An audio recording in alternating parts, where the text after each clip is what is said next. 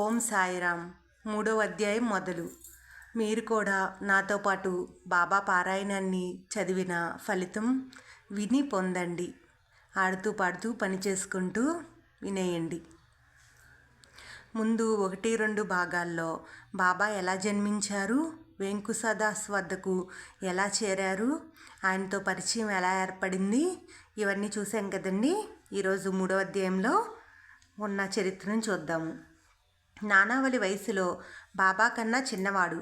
నానావళి అనే ఒక మహాత్ముని సమాధికి ఔరంగాబాద్ ప్రాంతంలో సేవ చేస్తూ ఉండేవాడు. అందువల్ల అతనికి నానావళి అనే పేరు స్థిరపడిపోయింది.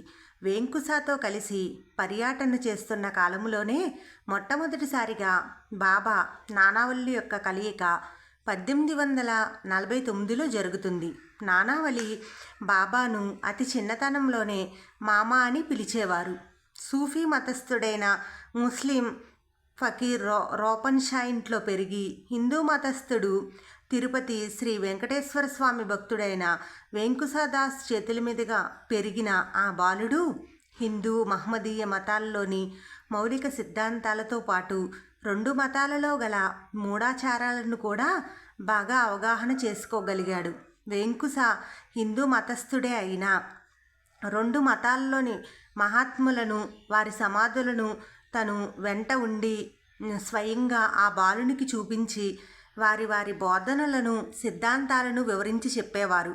కాలచక్రం తిరుగుతూ ఉన్నది. కారణజన్ముడైన పిల్లవాడు, శివాంశతో పుట్టిన ఆ బాలుడు త్వరగా ఆది భౌతిక, ఆధ్యాత్మిక, ప్రాకృతిక, శారీరక జ్ఞానాలను క్షుణ్ణంగా అవగాహన చేసుకున్నాడు. పంచభూతముల తత్వాలను, అష్టదిక్కుల యొక్క అవసరాలను అనుభవపూర్వకంగా తెలుసుకోగలుగుతున్నాడు. ఈ చరాచర సృష్టికి మూలమైన దివ్యశక్తిని దర్శించగలుగుతున్నాడు. శరీరంలో గల ప్రాణం, ఆత్మ, మనస్సు, బుద్ధి, అహంకారం వీటి అస్తిత్వాన్ని గుర్తించగలుగుతున్నాడు. ఇంద్రియాలకు వీటికి గల సంబంధాన్ని పూర్తిగా గ్రహించి దీనితో ఇంకో దాన్ని అరికట్టాలో, శరీరంలో గల దివ్యశక్తిని ఎలా అదుపులో ఉంచి ఆజ్ఞాపించగలగాలో నేర్చుకున్నాడు. కళ్ళల్లో దివ్య తేజస్సు, మాటల్లో స్థిరత్వం, చేతల్లో నిశ్చలత్వం, ఆలోచనలో పూర్ణత్వం నిండి తొనికేసలాడుతున్నాయి ఆ బాలునిలో. వెంకుస ఆనందానికి అవధులే లేవు. తాను చూస్తూ ఉండగానే తన చేతుల మీదుగా పెరుగుతున్న ఆ బాలుడు అద్వితీయ, మానవాతీత శక్తియుక్తులతో నిండిన దివ్యశక్తితో ప్రకాశించడం చూసి అప్పుడప్పుడు ఆనంద బాష్పాలు కళ్ళ నుంచి కన్నీరుగా కారుతూ ఉంటే నిశ్చేష్టుడైన ఆ బాలుని వైపు చూస్తూ ఉండిపోయేవారు. పగలు రాత్రి ఆ పసివాడిని తన వద్దే ఉంచుకునేవారు. ఒక్క క్షణమైనా అతనిని విడిచి ఉండడానికి సహించగలిగేవారు కాదు. అతనికి స్నానం చేయించడం, బట్టలు తొడగడం, ఆహారం పెట్టడం, నిద్రపుచ్చడం లాంటి పనులన్నీ తాను స్వయంగా చేసేవారు. రాత్రి పడుకునేటప్పుడు కూడా తనతోనే పడుకోబెట్టుకునేవారు. ఏనాడైనా ఇతర పనులు ఎక్కువగా ఉండి ఈ పనులన్నీ తాను స్వయంగా ఆ పిల్లవానికి చెయ్యలేకపోతే వెంకుసాకు ఆ రోజు మనసంతా బాధగా, ఆందోళనగా, అశాంతిగా ఉండేదట. ఇది ఆ బాలుని యందు వెంకుసాకు కలిగిన సహజ ప్రేమో, లేక భగవంతుడు స్వయంగా పక్కన ఉన్నప్పుడు పొందే ఆకర్షణ సామాన్యులమైన మనకేం అర్థమవుతుంది? ఏది ఏమైనా సాక్షాత్ కైలాసవాసుడైన పరమశివునికే గురువుగా, రక్షకునిగా, సహాయకునిగా, తల్లిగా, తండ్రిగా సర్వస్వంగా తయారైన వెంకుస జీవితం ధన్యం. ఆయన రూపం మనకు తెలియకపోయినా మన సాయికి సర్వస్వం తానే అయి పెంచిన ఆ పుణ్యాత్ముని పాదాలకు ఒక్కసారి మన మనస్సులోనే నమస్కరిద్దాము. సాయిని తీర్చిదిద్ది ప్రపంచవ్యాప్తంగా గల కోట్లాది భక్తులకు అందించిన ఆ మహాత్మునికి రెండవసారి నమస్కారం చేద్దాం. సాయి మనందరికీ సమర్థుడైన సద్గురువు. అలాంటి మన గురువుకు గురువై నిలిచిన అదృష్టానికి గాను మూడోసారి కూడా కృతజ్ఞతాపూర్వకంగా భక్తితో ఆయనకు నమస్కరిద్దాము. ఓం సాయిరామ్. వెంకుస ఈ బాలుని విశేష శ్రద్ధతో పెంచడం వలన ఆశ్రమవాసులందరికీ ఆ బాలుని యందు ప్రేమానురాగాలు పెరగడానికి బదులుగా ఈర్ష్య ద్వేషాలు బలంగా పాతుకుపోవడానికి ముఖ్య కారణంగా మారింది. మాయాశక్తి ప్రభావం అంత బలీయమైనదేమో. సాక్షాత్ భగవంతుడే స్వయంగా పుట్టిన బలీయమైన ఈ మాయాశక్తి కోరలకు చిక్కక తప్పు లేదంటే ఇక సామాన్యులమైన మనందరం మాయకు దాసులు కావడం అనివార్యం. ఈ బాలునికి విద్య రహస్యాలు ఆధ్యాత్మిక బోధలు చేస్తున్న సమయంలో ఆశ్రమంలోని మిగిలిన వారంతా వాతావరణాన్ని కలుషితం చేసే విధంగా అనవసరపు అడ్డదిడ్డమైన ప్రశ్నలు సంభాషణలతో వెంకుశ దృష్టిని మళ్లిస్తూ ఉండేవారు. ఇలాంటి ఇబ్బందులు తరచూ ఉండడం వలన విద్యాబోధన సరిగ్గా సాగదని భావించి వెంకుశ ఈ బాలుడిని అడవికి తీసుకుని వెళ్తారు. అక్కడ ప్రశాంత వాతావరణంలో 6 నెలలకు పైగా తనకు తెలిసిన సమస్త విద్యలు జ్ఞానం ప్రపంచ పోకడలు మానవ మనస్సు యొక్క మర్మాలన్నింటినీ పూర్తిగా బోధిస్తూ ఉంటారు. వెంకుశ వారసులు శిష్యులు అందరూ కలిసి వీరి ఆచూకీ తెలుసుకొని తిరిగి ఆయన్ను సేలుకు తీసుకువెళ్లాలనే ప్రయత్నంలో కొంతమందిని ఆ పనికై పంపుతారు. వారు మొత్తం మీద వీరిద్దరూ ఉన్న చోటని గ్రహిస్తారు. అజ్ఞానం పూర్తిగా తొలగని అహంభావంతో ఉన్నవాళ్ళు కనుక తన వారసులు ఆ బాలుణ్ణి ఏదైనా అపకారం కూడా తలపెడతారేమోనని ఊహిస్తారు. ఆలస్యం చేయకుండా తనకున్న కొన్ని శక్తులను ఆశ్వయుజ శుద్ధ దశమి నాడు శాస్త్రోక్తంగా ఆ బాలునికి ధారపోస్తాడు. 16 సంవత్సరములు నిండుతున్న ఆ చిరు వయస్సులోనే దివ్యశక్తులతో పూర్ణరూపుడుగా కనపడుతుంటాడు మన సాయి. దైవ నిర్ణయం ప్రకారం తన వంతు పనిని తాను నిర్వహించానని, త్వరలోనే తామిద్దరూ విడిపోవలసి ఉంటుందని కూడా హెచ్చరిక చేస్తారు. తన జీవిత పరమార్థం నెరవేరింది కాబట్టి ఇక తాను సమాధి అవుతానని కూడా సూచన చేస్తారు వెంకుశ. శాస్త్ర ప్రకారం గురువు సమాధి అవ్వడం శిష్యుడు చూడరాదు. నీవు తిరిగి సేలు పరిసర గ్రామాలకు వెళ్తే ఈర్ష్యా ద్వేషాలతో అక్కడి వారు నీకు హాని కలిగించే ఏర్పాట్లు చేస్తారు. అలాంటి అశాంతిలో నీవు సాధనా మార్గంలో ప్రశాంతంగా గడపలేవు. ఇంకా నేను నీతో కలిసి ఉన్న మనలను వెంటాడుతూనే ఉంటారు నా వాళ్ళు. కాబట్టి ఇక మనిద్దరం విడిపోవడం తప్పదని సమాధానపరుస్తారు.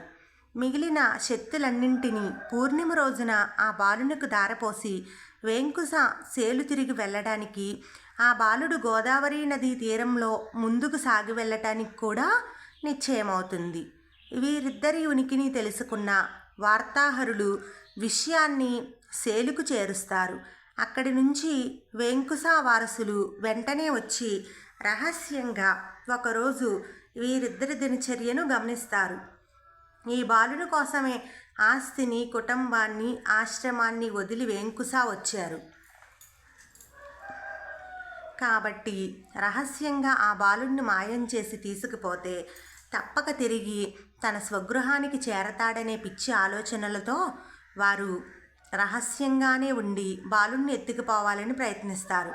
వారి మనస్తత్వం ప్రకారం ఇలాంటి ప్రయత్నం ఏదో చేయవచ్చన్న ఆలోచనలతో వెంకుశ జాగ్రత్తగా ఒక్క క్షణం కూడా ఆ బాలుణ్ణి వదిలి ఉండరు. తీసుకువెళ్ళడానికి వీలు పడ్డం లేదు కాబట్టి రహస్యంగా అతన్ని చంపేస్తే అప్పుడైనా గత్యంతరం లేక తిరిగి వెంకుశ ఇంటికి చేరుకుంటారనే ఆలోచనలతో ఆ రాత్రి హత్యా ప్రయత్నానికి ఏర్పాట్లు చేసుకుంటారు. అది చతుర్దశి నాటి రాత్రి. తెల్లవారితే పూర్ణిమ. వెంకుశ 16 సంవత్సరముల ఆ బాలుడు ఇద్దరూ చెరొక దారి విడిపోయి వెళ్ళిపోవడానికి నిర్ణయించుకున్న రోజు. ఈ విషయం పాపం వెంకుశ బంధువులకు తెలియదు కదా. పండు వెన్నెలలో వాళ్ళు హత్యా ప్రయత్నానికి కావలసిన ఏర్పాట్ల గురించి ఆలోచిస్తున్నారు. కర్రలు కత్తుల్లాంటి గట్టి ఆయుధాలేమీ లేవు. ఆఖరికి దగ్గరలో గల పెద్ద కొండరాళ్ళు లాంటివి కూడా లేవు.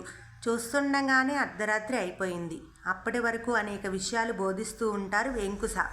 కొద్ది క్షణాల తర్వాత ఇద్దరూ పక్కపక్కనే పడుకుని నిద్రపోవడానికి సిద్ధమవుతారు. మన కథానాయకుడైన బాలుడు నిశ్చల భావంతో నిద్రపోతూ ఉంటాడు. వెంకుశకు నిద్ర రాదు. అంతులేని ఆలోచన తరంగాల్లో విహరిస్తూ ఉంటాడు. అటు హత్యా ప్రయత్నంలోని వాళ్ళల్లో ఒకడు ఆలస్యం చేయరాదని దగ్గరలోనే పడి ఉన్న బాగా కాలి గట్టిగా ఉన్న పెద్ద సైజు ఇటుకరాయిని తీసుకుని బాలుని తలపై గట్టిగా కొట్టి ఒక్క దెబ్బతో ప్రాణం పోయేలా చేయాలని అడుగులు ముందుకు వేస్తుంటాడు. నిద్ర రాక ఆలోచన తరంగాల్లో నుంచి ఒక్కసారి కళ్ళు తెరుస్తారు వెంకుస. అప్పటికే రాయి బాలుని తలపై పడ్డానికి సిద్ధంగా ఉన్నది. పట్టరాని ఆవేశంతో కళ్ళెర్ర చేసి ముందు తన తలను అడ్డంగా పెడతాడు.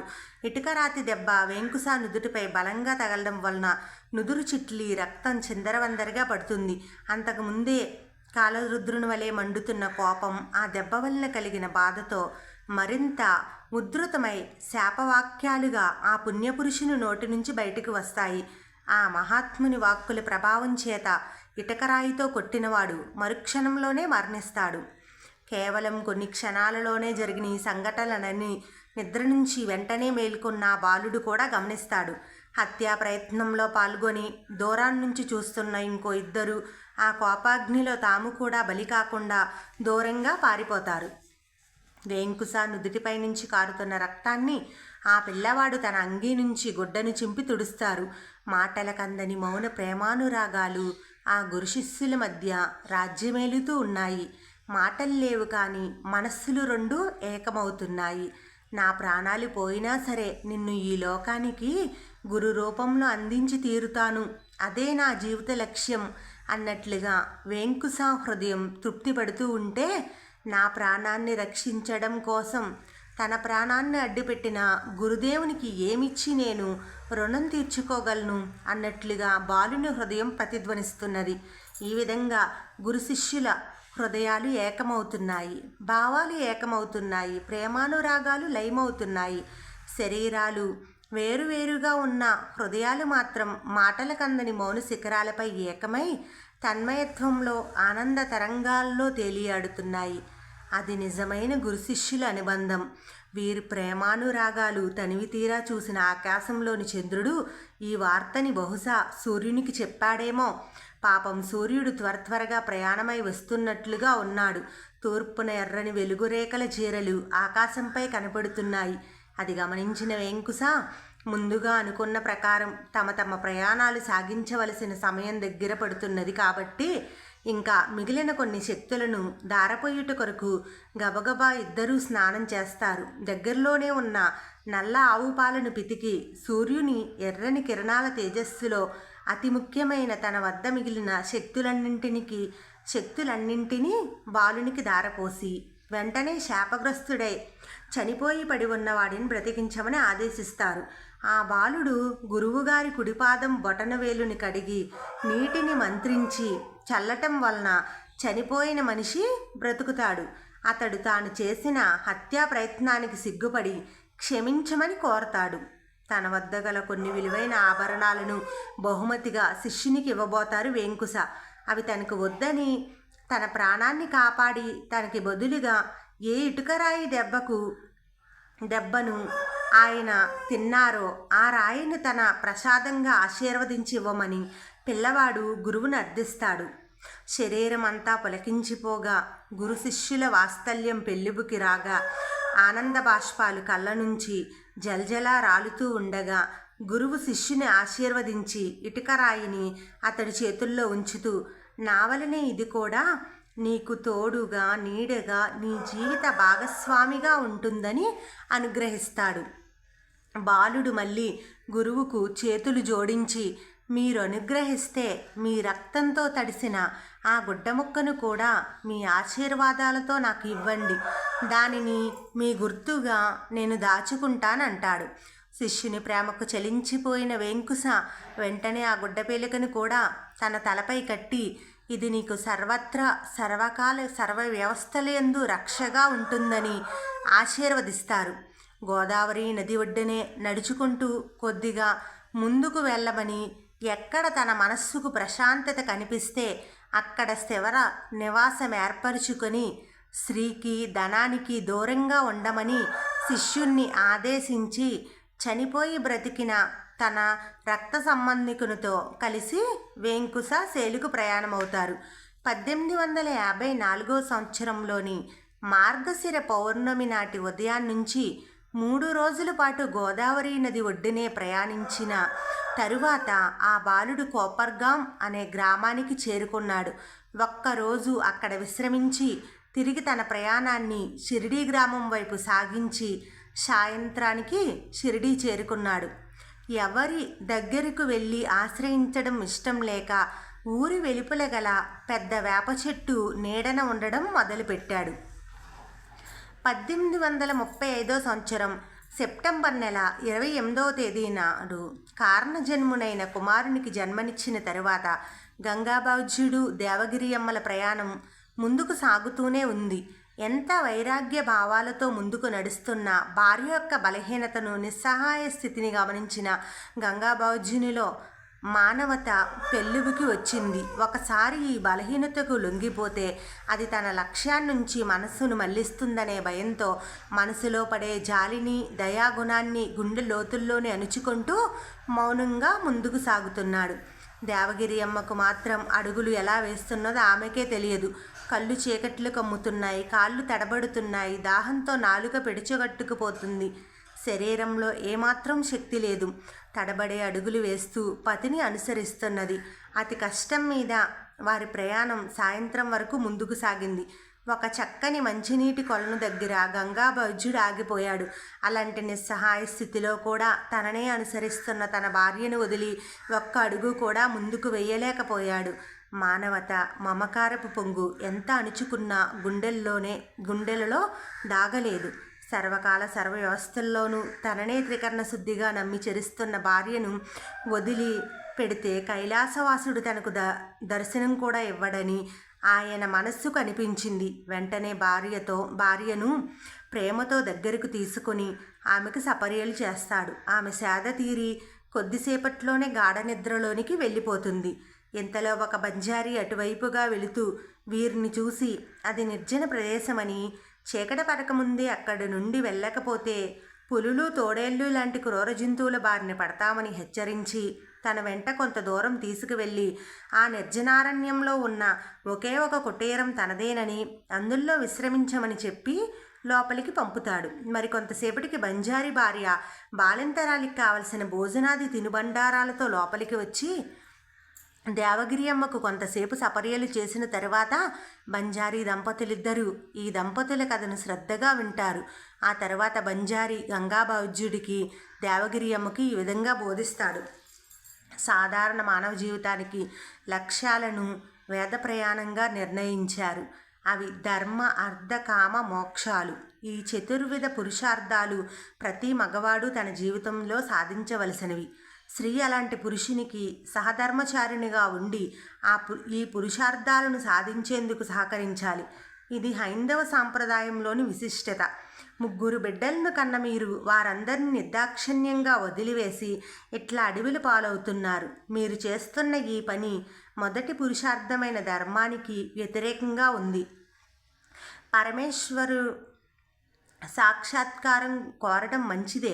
అది లక్ష్యమైనప్పుడు సంసారులుగా కాక సన్యాసిలుగా ఉండాలి. సంసార జీవితంలోనికి వచ్చిన తరువాత బాధ్యతలను వదిలివేసి దైవం కోసం తపించడం సరైన పద్ధతి కాదు. చేయవలసిన బాధ్యతలను పూర్తి చేసిన తరువాత వనప్రస్థానం స్వీకరించి దైవాన్ని పొందవచ్చు. అదే ధర్మ మార్గం. అయినా ఇప్పుడు మీరు విలక్షణమైన రీతిలో 3 పిల్లలను వదిలి ఇలా బయలుదేరారు కాబట్టి సరే, ముందుకు సాగండి. మీ భార్యాభర్తలే అయినా ఇక ముందు శారీరక బంధం లేని విధంగా తపోదీక్షలో ఇద్దరూ ఉండి ఆత్మసాక్షాత్కారాన్ని పొంది ఈశ్వర దర్శనం చేసుకోండి. ఇక్కడికి 150 మైళ్ళ దూరంలో నేవాస అనే గ్రామం ఉంది. అక్కడి నుండి 20 మైళ్ళు ముందుకు వెళ్ళి మీరు తపోదీక్ష సాగించండి.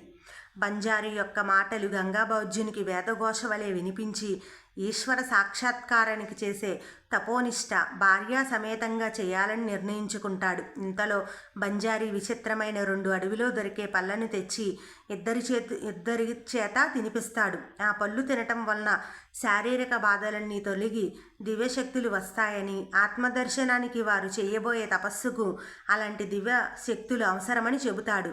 రాత్రి బాగా పొద్దుపోయిన తరువాత నలుగురు పొడుగును విశ్రమిస్తారు. గంగాబౌజుడు ఉదయాన్నే లేచి చూసేసరికి ఆ రాత్రి ఉన్న కుటీరం కానీ బంజారీ దంపతులు కానీ కనిపించరు. రాత్రి యథార్థంగా జరిగిన విషయాలన్నీ ఒక కలలాగా వారికి అనిపిస్తుంది. దేవగిరి అమ్మకు శారీరక అలసట పూర్తిగా పోయి నూతనోత్సాహం కలుగుతుంది. ఆనాటి ఉదయాన్నుంచి సాగిన వారి ప్రయాణం అంచెలంచెలిగా 11 రోజులు సాగిన తరువాత తమ గమ్యాన్ని చేరుకుని గోదావరి నది ఒడ్డున దంపతులిద్దరూ తపోదీక్షలో ఉంటారు. అలా సంవత్సరాల పాటు సాగిన వారి తపోదీక్షా కాలంలో ఎందరెందరో వచ్చి వారి నుండి అనేక ఆధ్యాత్మిక విషయాలు నేర్చుకుంటూ ఉండేవారు. దేవగిరి అమ్మకు ద్వారకామాయి అనే మారుపేరును అక్కడ భక్తులు పెట్టారు. దేవగిరి అంటే దేవుడైన శ్రీకృష్ణుడు ఎత్తిన గోవర్ధనగిరి అని. ఆ పర్వతం ఉన్న ద్వారకా ప్రాంతం పుణ్యస్థలమని. ఆయి అంటే తల్లి కాబట్టి ద్వారకా లాంటి చల్లని తల్లి అనే పేరుతో ఆమెను ద్వారకామాయి అని పిలిచేవారు. అదేవిధంగా గంగాబౌజుడు ఎంతోమందికి గురుబోధన చేస్తూ కోరిన వారికి జ్ఞానాన్ని ప్రసాదిస్తూ ఉన్నాడు కాబట్టి ఒక గురువుకు ఉండవలసిన జ్ఞానధనం ఆయనకు ఉన్నదనే భావంతో గురుదాన్ అనే పేరుతో ఎక్కువగా పిలిచేవారు. అంటే బాబా యొక్క తల్లిదండ్రులకు జ్ఞాన మార్గంలో గల పేర్లు ద్వారకామాయి, గురుదాన్. తరచూ వీరి దగ్గరికి పరిసర ప్రాంతాల్లో గల భక్తులు రావడం వారి ఏకాంత ధ్యానానికి చాలా ఇబ్బందిగా ఉండేది. అందువలన వారు తమ నివాసాన్ని సమీప అడవిలో నిర్జన ప్రదేశానికి మారుస్తారు. ఆ ప్రశాంత పవిత్ర నిర్జనారణ్యంలో వారి ధ్యానం బాగా సాగేది. ఇద్దరూ ఒక్కొక్కసారి కొన్ని రోజుల పాటు సమాధి స్థితిలోనే ఉండేవారు. గురుదాన్తో పాటుగా ద్వారకామాయి కూడా తపోదీక్షలో ఉన్నత స్థానాన్ని చేరుకోగలిగింది. అలా ఆ ప్రాంతంలో వారికి తపోదీక్ష చక్కగా సాగుతున్నది. షిరిడీకి చేరుకున్న తరువాత కథానాయకుడైన మన యువకుడు కొన్నాళ్ల పాటు ఊరి వెలుపల గల వేప చెట్టు కింద ఉండసాగాడు. వాచారులైన కొందరు గ్రామస్తులు అనవసరమైన మాటలతో ధ్యానభంగం కలిగించేవారు. చాలా కాలం పాటు పగలంతా దగ్గరలో గల అడవి ప్రాంతంలోకి వెళ్ళి కందమూలాలు, చెట్లు కాయలు తింటూ ఉండేవారు. ఇలా కొంతకాలం గడిచిన తరువాత షిరిడీ గ్రామంలోని కొందరు ఈ బాలుడు ఎవరు, ఎప్పుడు ఇక్కడే కూర్చుని తపోనిష్టలో ఉంటున్నట్లుగా కళ్ళు మూసుకునే ఉంటాడు, తీక్షణమైన ఎండ కాసినా ఈదురుగాలులతో కూడిన భయంకరమైన వర్షం కురిసినా ఎముకలను కొరికే చలి రాత్రుల్లో తానొక్కడే కూర్చుని ఉంటాడు, ఎవరితను అనే ఆలోచన చేయసాగారు. మరికొందరు అవే విషయాలను స్వయంగా ప్రశ్నించేవారు. వాళ్ళు దగ్గరకు వచ్చి ప్రశ్నించడం వలన ఆ బాలునికి ధ్యానానికి భంగం కలిగి తిరిగి చేతన స్థితిలోనికి రావలసి వస్తూ ఉండేది. ఈ విషయాలను జాగ్రత్తగా గమనిస్తున్న కొందరు అతడిని దివ్యశక్తులు గల అద్వితీయ బాలునిగా గుర్తించగలిగారు. కానీ చాలామంది విమర్శనాత్మకంగానూ వింతగానూ భావించి హేళనతో విసిగిస్తూ ఉండేవారు. ఒక రోజున వేప చెట్టు దగ్గరలో గల నీడలోకి ఒక పుట్టి గుడ్డువాడు వచ్చి కూర్చుంటాడు. దారే పోయే పొగరుబోతు మనుషులు కొందరు అతనిని దారికి అడ్డంగా కూర్చున్నందుకు గాను దుర్భాషలాడి కొట్టి పక్కకు పడవేసి వెళ్ళిపోతారు. ఈ గందరగోళం వలన బాలునికి ధ్యానభంగం కలుగుతుంది.